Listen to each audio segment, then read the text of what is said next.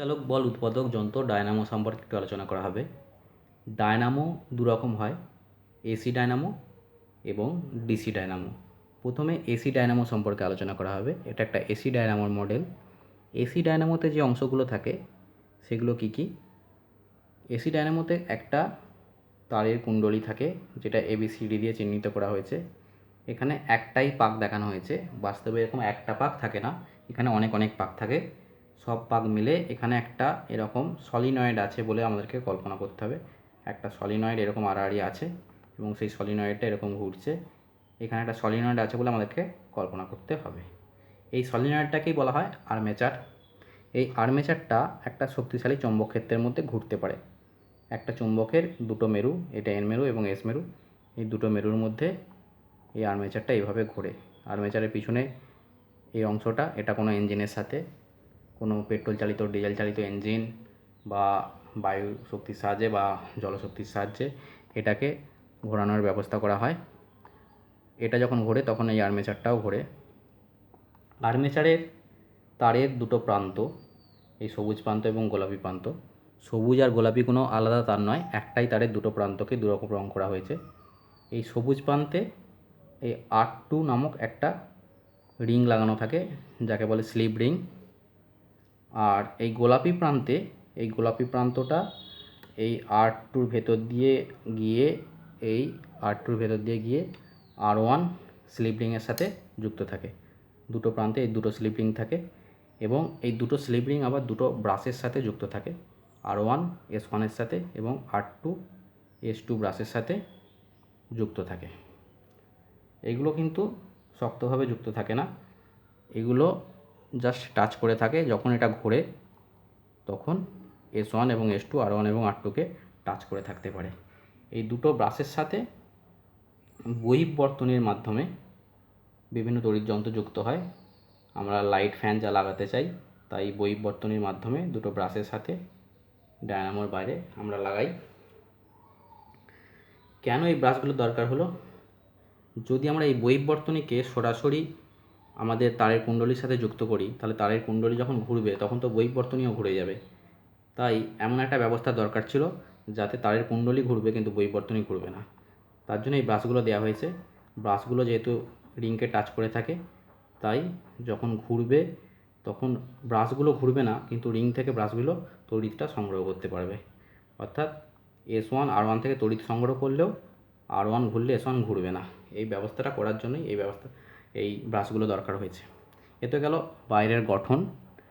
এখন আমরা এর কার্যপ্রণালী নিয়ে একটু আলোচনা করব। ডায়নামো ফ্যারাডের সূত্র অনুযায়ী কাজ করে। ফ্যারাডের সূত্র কী বলছে? কোনো একটা সলিনয়েডে যদি চুম্বক প্রবাহের পরিবর্তন ঘটে তাহলে সে তড়িৎচালক বলে আবিষ্ট হবে। সুতরাং এর মধ্যে চুম্বক প্রবাহের পরিবর্তন ঘটতে হবে। এই এন মেরু থেকে এস মেরুর দিকে সবসময় বলরেখাগুলো এইভাবে, এন মেরু থেকে এস মেরুর দিকে বলরেখাগুলো গতিশীল হয়। যদি এই ABCD তলটা, আর্মেচারের তলটা অনুভূমিক থাকে, এটা হচ্ছে অনুভূমিক অবস্থা, এটা উলম্ব অবস্থা, এটা অনুভূমিক অবস্থা, এটা উলম্ব অবস্থা। যদি এরকম অনুভূমিক থাকে তাহলে এন মেরু থেকে এস মেরুর দিকে বলরেখাগুলো যাওয়ার সময় এই ABCD তলের মধ্যে দিয়ে যায় না, কারণ এই বলরেখার গতিপথের সাথে ABCD সমান্তরালভাবে আছে, তাই বলরেখাগুলো এর মধ্যে প্রবেশ করবে না। কিন্তু যদি এরকম উলম্ব থাকে তাহলে বলরেখাগুলো যাওয়ার সময় এর মধ্যে প্রবেশ করবে। উলম্ব থাকলে বলরেখাগুলো এই ABCD তলে প্রবেশ করবে। যদি বলরেখা তলের মধ্যে প্রবেশ করে তাহলে তার মধ্যে চুম্বক প্রবাহ থাকবে, কিন্তু বলরেখা প্রবেশ না করলে চুম্বক প্রবাহ থাকবে না। সুতরাং এই অবস্থায় চুম্বক প্রবাহ নেই, এই অবস্থায় চুম্বক প্রবাহ আছে, এই অবস্থায় চুম্বক প্রবাহ 0, আবার এই অবস্থায় চুম্বক প্রবাহ আছে। যদি হালকা হেলে থাকে, সম্পূর্ণ উলম্ব না হয়ে যদি হালকা হেলে থাকে, তখন কিছু চুম্বক প্রবাহ থাকবে। এই অবস্থায় চুম্বক প্রবাহ সর্বাধিক, এই অবস্থায় চুম্বক প্রবাহ 0। সুতরাং দেখা যাচ্ছে ঘোরার সময় বারবার চুম্বক প্রবাহের পরিবর্তন ঘটছে। সলিনয়েডের মধ্যে চুম্বক প্রবাহের বারবার পরিবর্তন ঘটছে এবং এই চুম্বক প্রবাহের পরিবর্তনের জন্যই এখানে তড়িৎচালক বল আবিষ্ট হবে। ব্যাপারটা একটা চিত্রের সাহায্যে ব্যাখ্যা করা যায়। এটা হচ্ছে সেই চিত্র এন মেরু থেকে এস মেরুর দিকে বলরেখাগুলো গতিশীল হয়েছে। চিত্রটা আমি এরকম অনুভূমিক তলে রাখলেও বাস্তবে এটা অনুভূমিক নেই। চিত্রটা ডায়নামোর পিছনে এরকম উলম্বভাবে আছে ধরে নিতে হবে। এই যে এখানে এন মেরু আছে এবং এইদিকে এস মেরু আছে। এন মেরু থেকে এস মেরুর দিকে বলরেখাগুলো যাচ্ছে এবং তার সামনে এই ডায়নামোর তলটা এইভাবে, এবিসিডি তলটা এইভাবে ঘুরছে, এটা ধরে নিতে হবে। তাহলে এন মেরু থেকে এস মেরুর দিকে বলরেখাগুলো এইভাবে গতিশীল হয়েছে এবং তার সামনে একটা তল বা এবিসিডি তলটা এইরকমভাবে অবস্থান করছে, সেটা ঘুরছে, কখনো এইভাবে আছে, কখনো এইভাবে আছে, কখনো হালকা হেলে আছে। তাহলে এর সামনে এইরকম এই এবিসিডি তলটা ঘুরছে।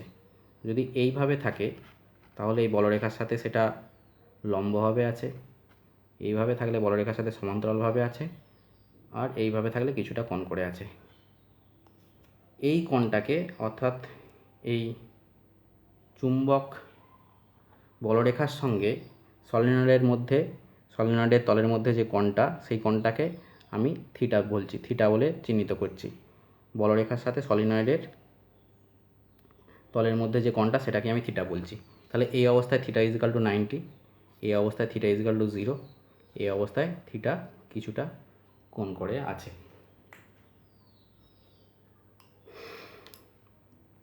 এখানে আমি এগুলোকে বিভিন্ন রেখা দিয়ে চিহ্নিত করেছি।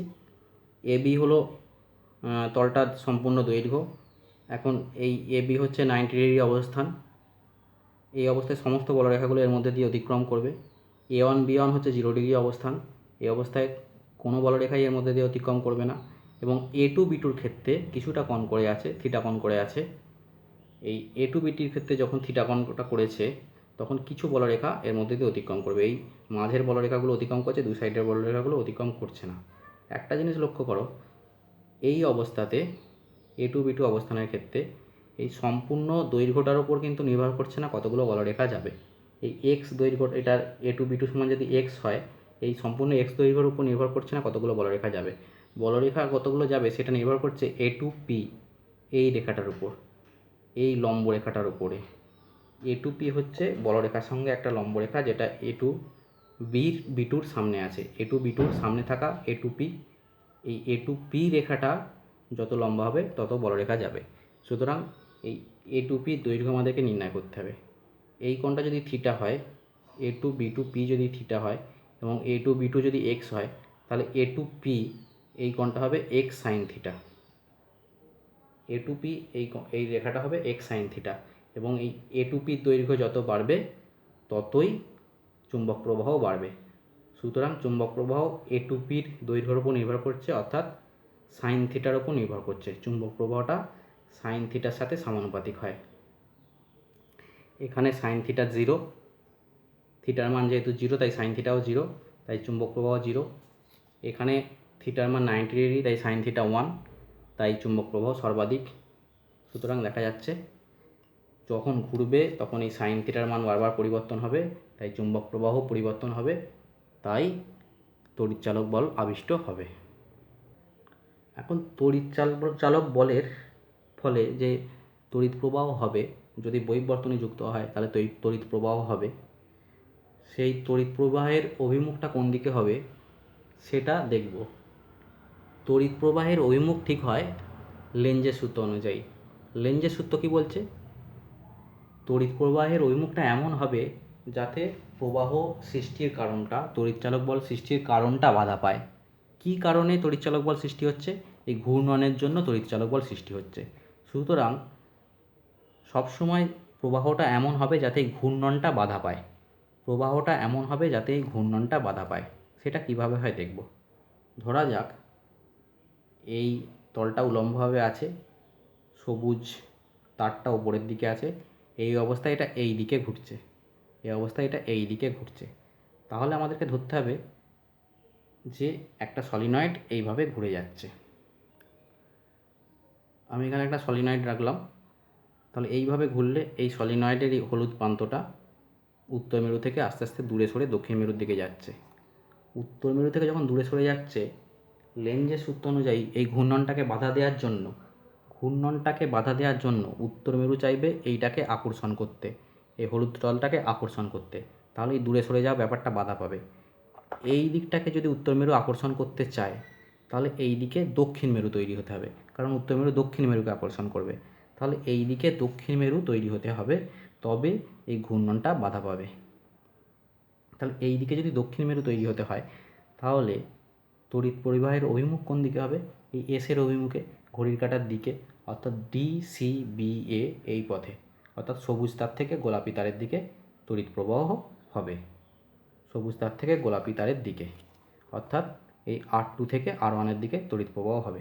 সেটা কতক্ষণ হবে? যতক্ষণ হলুদ প্রান্তটা উত্তর মেরু থেকে দূরে সরে যাবে। সেটা হচ্ছে এইখান থেকে শুরু হয়ে এইখান পর্যন্ত উত্তর মেরু, হলুদ প্রান্তটা উত্তর মেরু থেকে দূরে সরে গেল। এরপর কি হবে? এরপর এই নীল প্রান্তটা ক্রমশ উত্তর মেরু থেকে দূরে সরে যাবে। তাহলে একবার হলুদ প্রান্ত উত্তর মেরু থেকে দূরে সরে যাবে, একবার নীল প্রান্ত উত্তর মেরু থেকে দূরে সরে যাবে। যখন নীল প্রান্ত উত্তর মেরু থেকে দূরে সরে যাবে তখন নীল প্রান্তে দক্ষিণ মেরু তৈরি হবে। তখন নীল প্রান্তের সাপেক্ষে ঘড়ির কাঁটার দিকে তড়িৎ প্রবাহ হবে, এই প্রান্তের সাপেক্ষে ঘড়ির কাঁটার দিকে তড়িৎ প্রবাহ হবে। অর্থাৎ সেক্ষেত্রে ABCD পথে, সেক্ষেত্রে ABCD পথে তড়িৎ প্রবাহ হবে, অর্থাৎ গোলাপি তার থেকে লাল তারের দিকে, অর্থাৎ গোলাপি তার থেকে লাল তারের দিকের অর্থ R1 থেকে R2-র দিকে। সুতরাং দেখা গেল এই অবস্থা থেকে এই অবস্থায় আসা পর্যন্ত এই অর্ধ ঘূর্ণন বা হাফ টানে সবুজ থেকে গোলাপির দিকে, আবার পরবর্তী হাফ টানে গোলাপি থেকে সবুজের দিকে, অর্থাৎ একবার R1 থেকে R2-র দিকে, একবার R2 থেকে R1-এর দিকে, R1 থেকে R2-র দিকে, R2 থেকে R1-এর দিকে। বারবার তড়িৎ প্রবাহের অভিমুখটা বদলে যেতে থাকবে। এই অভিমুখের পরিবর্তন ব্যাপারটা সহজে খুঁজে নেওয়ার জন্য, কোন দিকে তড়িৎ প্রবাহের অভিমুখ হবে সেটা সহজে খুঁজে নেওয়ার জন্য দক্ষিণ হস্ত নীতি আছে। দক্ষিণ হস্ত নীতিটা বাম হস্ত নীতির মতোই। এই ডান হাতের 3টে আঙুলকে, তর্জনী, মধ্যমা এবং বৃদ্ধাঙ্গুলিকে পরস্পর সমকোণে রাখতে হবে, এবং তর্জনী যদি চুম্বকের অভিমুখ অর্থাৎ N থেকে S-এর দিকটা নির্দেশ করে, বৃদ্ধাঙ্গুলি যদি প্রবাহের যেটা ঘূর্ণনের দিকটা নির্দেশ করে বৃদ্ধাঙ্গুলি, তাহলে এই মধ্যমার দিকে তড়িৎ প্রবাহ হবে। বাম হস্ত নীতির মতোই আঙুলগুলোর মিনিং এক। বৃদ্ধাঙ্গুলি তারের মুভমেন্ট নির্দেশ করবে, মধ্যমা প্রবাহের অভিমুখ নির্দেশ করবে এবং তর্জনী চৌম্বক ক্ষেত্রের অভিমুখ নির্দেশ করবে। বাম হস্ত নীতির মতোই এক, শুধু সেটা ছিল বাম হাত, এটা ডান হাত। এখানে একটা বাম হস্ত নীতির এই ডান হস্তর মডেল তৈরি করা হয়েছে। এখানে এই মডেল অনুযায়ী এই সবুজ তারটা যদি এইভাবে ঘুরতে চায়, ডায়নামো যদি এইভাবে ঘোরে, তাহলে এই সবুজ তারটা আস্তে আস্তে নিচের দিকে নামছে। সবুজ তারটা যখন নিচের দিকে নামছে তখন এই বৃদ্ধাঙ্গুলিকে সবুজ তারের সাপেক্ষে নিচের দিকে রাখলাম এবং এই নির্দেশক বা তর্জনীকে চুম্বক প্রবাহের দিকে উত্তর মেরু থেকে দক্ষিণ মেরুর দিকে রাখলাম। তাহলে এই মধ্যমার দিকে তড়িৎ প্রবাহের অভিমুখটা হবে, অর্থাৎ সবুজ তারটা যখন নিচের দিকে নামবে মধ্যমার দিকে, অর্থাৎ D থেকে C এর দিকে সবুজ তার বরাবর D থেকে C এর দিকে তড়িৎ যাবে। সেই সময় লাল তারটা, এই গোলাপি তারটা উপরের দিকে উঠছে। গোলাপি তারটা উপরের দিকে উঠছে বলে গোলাপি তারের সাপেক্ষে এই বৃদ্ধাঙ্গুলিটা উপরের দিকে রাখবো, এই নির্দেশক আঙুলটাকে উত্তর মেরু থেকে দক্ষিণ মেরুর দিকেই রাখবো, বৃদ্ধাঙ্গুলিকে উপরের দিকে রাখবো। তখন দেখা যাচ্ছে মধ্যমা এই দিকটা নির্দেশ করছে। তাহলে এই লাল তারটা যেহেতু উপরের দিকে বৃদ্ধাঙ্গুলি দিকে উপরের দিকে উঠছে, তাই B থেকে লাল তার বরাবর B থেকে C এর দিকে, B থেকে এর দিকে তড়িৎ প্রবাহ হবে, অর্থাৎ DCBA পথে তড়িৎ প্রবাহ হবে। এটা দেখা গেল আমার লেন্জের সূত্র অনুযায়ী যেভাবে নির্ণয় করেছিলাম সেই অভিমুখটাই দেখাচ্ছে। এটা শুধু সহজে খুঁজে নেওয়ার উপায় দক্ষিণ হস্ত নীতিটা। তাহলে এইভাবে যখন ঘুরবে DCBA পথে তড়িৎ প্রবাহ হবে, অর্থাৎ DCBA পথে, অর্থাৎ R2 থেকে R1-এর দিকে, অর্থাৎ S2 থেকে S1-এর দিকে। কিন্তু সেটা হচ্ছে চুম্বকে এই ডায়নামোর ভেতরে, ডায়নামোর ভেতর বর্তনীতে R2 থেকে R1-এর দিকে তড়িৎ প্রবাহ হবে। কিন্তু বহির্বর্তনীতে কী হবে? বহির্বর্তনীতে কিন্তু উল্টো দিকে তড়িৎ প্রবাহ হয়, অর্থাৎ বর্তনীর ভেতরে যেদিকে চলে বহির্বর্তনীতে তার উল্টো দিকে চলে। সেই ব্যাপারটা একটা চিত্রের সাহায্যে দেখাবো। এই যে এই চিত্রটাতে দেখো, ডায়নামোর ভেতরে এই দিক থেকে এই দিকে তড়িৎটা যাচ্ছে, অর্থাৎ S2 ব্রাশ থেকে S1 ব্রাশের দিকে তড়িৎটা ডায়নামোর ভেতরে যাচ্ছে। আর ডায়নামোর বাইরে দেখো S1 থেকে S2-র দিকে যাচ্ছে। আসলে তড়িৎটা কিন্তু উল্টো দিকে যাচ্ছে না, তড়িৎ সবসময় এইভাবেই যাচ্ছে, একই পথে ঘুরছে, তড়িৎ সবসময় একই অভিমুখে ঘুরছে। কিন্তু ডায়নামোর ভেতরে দেখতে লাগছে তড়িৎটা এই দিক থেকে এই দিকে যাচ্ছে, অর্থাৎ S2 থেকে S1 এর দিকে যাচ্ছে, এবং ডায়নামোর বাইরে S1 থেকে S2 এর দিকে যাচ্ছে। আমরা কোনটাকে ডায়নামোর পজিটিভ এন্ড বলবো? সেটা হচ্ছে ডায়নামোর বাইরে যারা তড়িৎযন্ত্র লাগাবে, ফ্যান লাইট লাগাবে ডায়নামোর বাইরে, তারা দেখবে এইখান থেকে তড়িৎটা বেরিয়ে আসছে, S1 থেকে তড়িৎটা বেরিয়ে আসছে, S2তে ঢুকছে।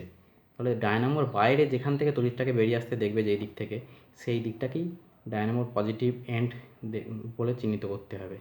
তাহলে ডায়নামোর ভেতরে দেখো এই নেগেটিভ থেকে পজিটিভের দিকে ভেতরে তড়িৎ যাচ্ছে, আর বাইরে পজিটিভ থেকে নেগেটিভের দিকে তড়িৎ যাচ্ছে। সুতরাং এই অবস্থা থেকে এই অবস্থাতে আসা পর্যন্ত এই অর্ধ ঘূর্ণনের ক্ষেত্রে, হাফ টার্নের ক্ষেত্রে তড়িৎ R2 থেকে R1 এর দিকে গেল, অর্থাৎ S2 থেকে S1 এর দিকে ডায়নামোর ভেতর দিয়ে গেল, কিন্তু ডায়নামোর বাইরে দিয়ে সেটা যাচ্ছে S2 থেকে S1 এর দিকে, ডায়নামোর ভেতরের দিকে গেল, আর ডায়নামোর বাইরে S1 থেকে S2, ডায়নামোর বাইরে S1 থেকে S2 তড়িৎ গেল। আবার পরবর্তী হাফ টার্নে বা অর্ধ ঘূর্ণনে এই সময়টায় তখন ডায়নামোর ভেতরে S1 থেকে S2 এর দিকে এবং ডায়নামোর বাইরে S2 থেকে S1 এর দিকে তড়িৎ প্রবাহিত হবে। যেহেতু বৈব বর্তনীতে এরকম বারবার অভিমুখে পরিবর্তন ঘটছে, প্রত্যেকবার উলম্ব অবস্থানে আসার সময় অভিমুখে পরিবর্তন ঘটবে, এই বারবার অভিমুখের পরিবর্তন ঘটার জন্য এটাকে অল্টারনেটিভ কারেন্ট বা এসি বলা হয়। এরপর ডিসি ডায়নামো নিয়ে একটু আলোচনা হবে। ডিসি ডায়নামোটা এসি ডায়নামোর মতোই একই কার্যপ্রণালীতে কাজ করে। এখানেও বারবার অভিমুখের পরিবর্তন হবে, একবার R2 থেকে R1, একবার R1 থেকে R2, এই দুটো দিকে সবুজ তার থেকে গোলাপি তার এবং গোলাপি তার থেকে সবুজ তার, বারবার অভিমুখের পরিবর্তন হবে ডায়নামোর ভেতরে। প্রত্যেক হাফ টার্নে প্রত্যেকবার উলম্ব অবস্থানে আসার সময় একবার করে অভিমুখের পরিবর্তন হয়ে যাবে। কিন্তু একটা ছোট্ট ব্যবস্থার মাধ্যমে এই অভিমুখের পরিবর্তনটা ডায়নামোর বাইরে বৈব বর্তনীতে দেখাবে না। একটা ছোট্ট ব্যবস্থা নিলে এই অভিমুখের পরিবর্তনটা ডায়নামোর বাইরে বৈব বর্তনীতে বোঝা যাবে না। এক্ষেত্রে কী ব্যবস্থা নেওয়া হয়? এসি ডায়নামোর সাথে পার্থক্য হচ্ছে এইখানে কিন্তু দুটো স্লিপ রিং নেই, এখানে একটাই রিং আছে এবং সেই রিংটা দুটো অর্ধবলয় দিয়ে তৈরি। একটা গোলাপি এন্ডে যুক্ত আছে R1 অর্ধবলয় এইটা, আর একটা সবুজ এন্ডে যুক্ত আছে R2 অর্ধবলয় এইটা। এই দুটো অর্ধবলয় একটা সাদা অংশ দিয়ে পৃথক আছে। সাদা অংশটা আসলে একটা অপরিবাহী পদার্থের অংশ, যেটা তড়িৎ পরিবহন করে না। এই অংশটা থাকার জন্য R1 থেকে R2-তে সরাসরি তড়িৎটা যেতে পারে না, মাঝে এই অংশটা দিয়ে কাটা থাকে, দুদিকেই এই অপরিবাহী অংশটা থাকে। এবং যে দুটো ব্রাশ আছে S1 S2, এই দুটো ব্রাশ এই R1 এবং R2-র মধ্যে যে কোনো একটা অর্ধবলয়কে টাচ করে থাকবে, একটা টাইম একটা অর্ধবলয়কে টাচ করে থাকবে। এই S1টা R1 R2 দুটোকেই একসঙ্গে টাচ করতে পারবে না, দুটোর মধ্যে যে কোনো একটাকে সে একসঙ্গে টাচ করতে পারবে। এবং এই দুটো ব্রাশ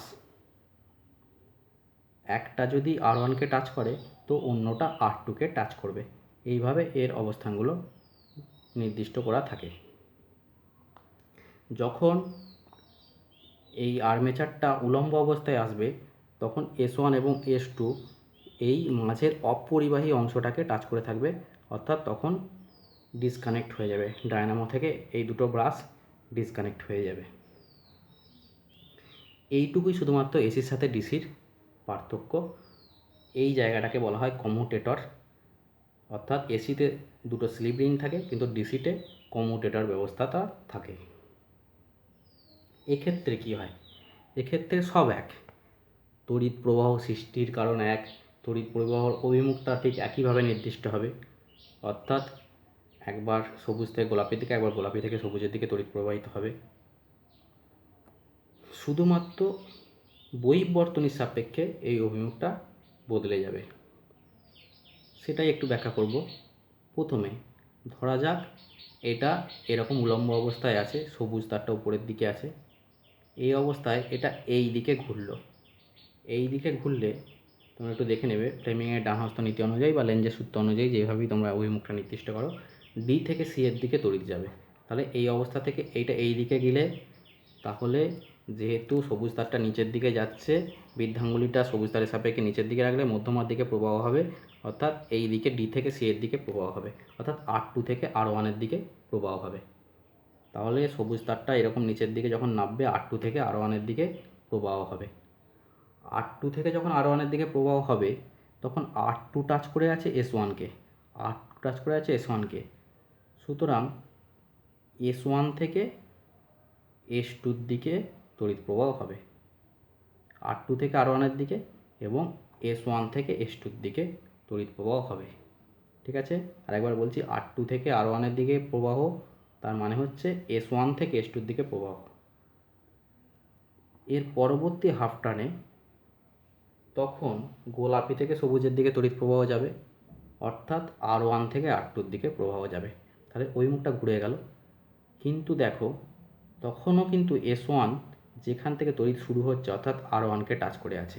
তাহলে এই প্রথম হাফ টার্নের ক্ষেত্রে R2 থেকে তড়িৎ প্রবাহ শুরু, যদিও তড়িৎ প্রবাহ কোথা থেকে শুরু কোথা শেষ এরকম হয় না, তড়িৎ প্রবাহ চক্রাকারে ঘুরতে থাকে, তবু আমরা R2 থেকে তড়িৎ প্রবাহের শুরু ধরতে পারি বোঝাবার সুবিধার জন্য। অর্থাৎ R2 হচ্ছে স্টার্টার এবং R1 ফিনিশার। আর R2 থেকে তড়িৎ প্রবাহ R1-এ যাচ্ছে, R2 স্টার্টার, R1 ফিনিশার। তাহলে এই হাফ টার্নে স্টার্টার টাচ করেছে S1-কে, S1 স্টার্টারকে টাচ করেছে। পরবর্তী হাফ টার্নে অভিমুখ ঘুরে গেল, কিন্তু তখন R1 স্টার্টার S1 সেই স্টার্টারকেই টাচ করছে। তাহলে এইভাবে যত ঘুরবে যেটা স্টার্টার তাকেই S1 টাচ করবে এবং S2টা ফিনিশারকে টাচ করবে।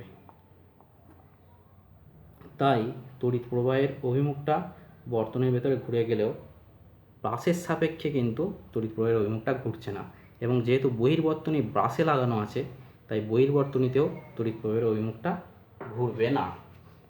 সেই জন্য এটাকে বলা হয় ডিসি বা একমুখী প্রবাহ বা ডাইরেক্ট কারেন্ট।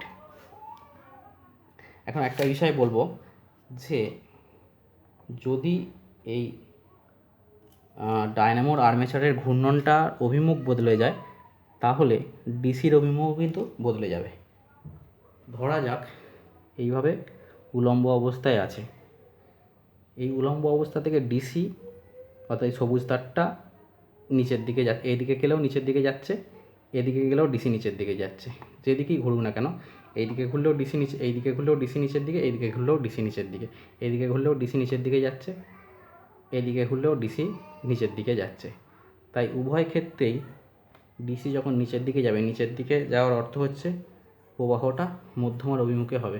এটা নিচের দিকে রাখলে, বৃদ্ধাঙ্গুলি নিচের দিকে রাখলে প্রবাহটা এই অভিমুখে হবে। সুতরাং এই ডি থেকে সি এর দিকে প্রবাহ যাবে।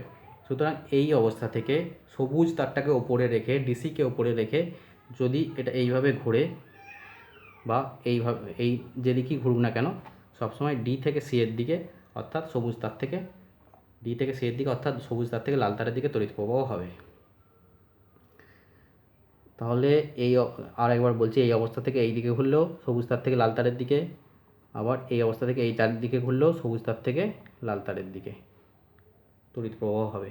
কিন্তু এই দিকে ঘোরার সময় S1 টাচ করছে স্টার্টার R2-কে, কিন্তু এই দিকে ঘোরার সময় S1 টাচ করছে ফিনিশার R1-কে। এই দিকে ঘোরার সময় S1 টাচ করছে স্টার্টার R2-কে, কিন্তু যদি এই দিকে ঘোরে S1 টাচ করছে ফিনিশার R1-কে। সুতরাং এই দিকে ঘোরার সময় S1 ফিনিশারকে টাচ করছে, সুতরাং S2 থেকে S1-এর দিকে তড়িৎ প্রবাহ হবে, বহির্বর্তনীতে S1 থেকে S2-র দিকে তড়িৎ প্রবাহ হবে। কিন্তু যদি এই দিকে ঘোরে তাহলে যদি এই দিকে ঘোরে তাহলে S1 টাচ করছে স্টার্টারকে, অর্থাৎ S1 থেকে S2-র দিকে ডায়নামোর ভেতরে তড়িৎ প্রবাহিত হবে, ডায়নামোর বাইরে S2 থেকে S1-এর দিকে তড়িৎ প্রবাহ হবে। অর্থাৎ ডিসি ডায়নামোর ক্ষেত্রে যদি ডায়নামোর ঘূর্ণনের অভিমুখটা ঘুরিয়ে দেওয়া হয় তাহলে তড়িৎ প্রবাহের অভিমুখটাও ঘুরে যাবে।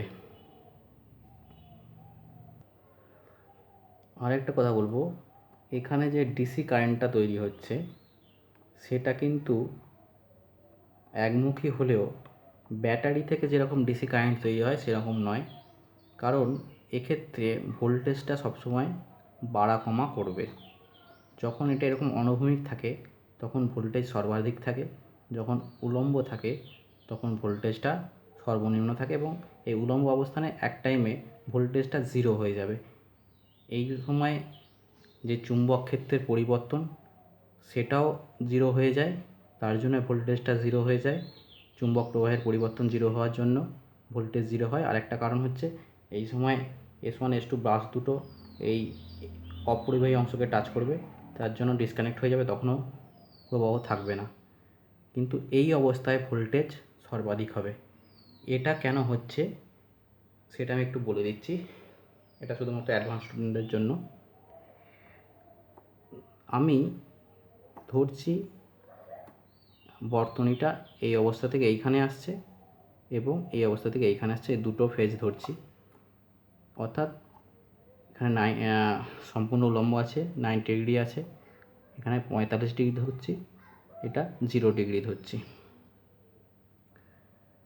এটা সম্পূর্ণ উলম্ব 90 ডিগ্রি, মাঝে একটা 45 ডিগ্রি ধরছি, তারপরে 0 ডিগ্রি ধরছি। এই 0 ডিগ্রিতে যে চুম্বক প্রবাহ হবে সেটা 0 হবে, কারণ আমি সাইন থিটার ওপর সমানুপাতিক বলেছি। সাইন থিটা যেহেতু এখানে থিটা 0, তাই সাইন থিটা 0। কিন্তু যখন 45 ডিগ্রি হবে তখন সাইন 45 ডিগ্রি, অর্থাৎ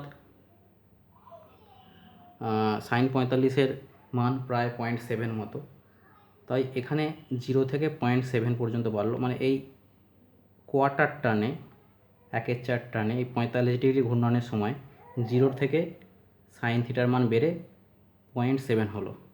কিন্তু পরবর্তী 45 ডিগ্রির ক্ষেত্রে, পরবর্তী কোয়ার্টার টার্নে, তখন সাইন থিটার মানটা 0.7 থেকে, মানে সাইন 45 থেকে সাইন 90, তার মানে 0.7 থেকে 1 হলো সাইন থিটার মান।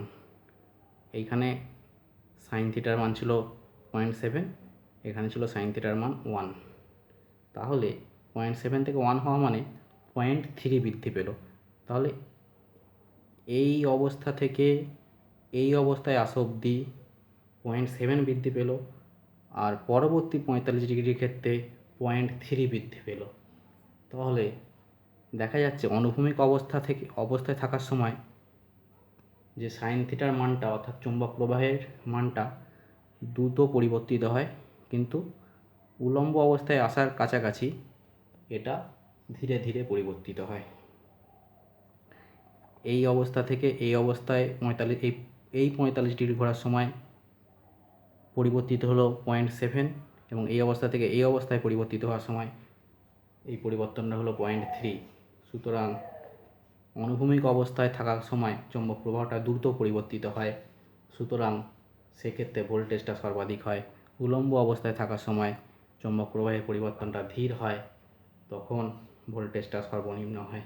এইভাবে ডিসি কারেন্টের ভোল্টেজটা বাড়া কমা করে। এই ছিল মোটামুটি ডিসি ডায়নামোর গঠন এবং কার্যপ্রণালীর ব্যাখ্যা।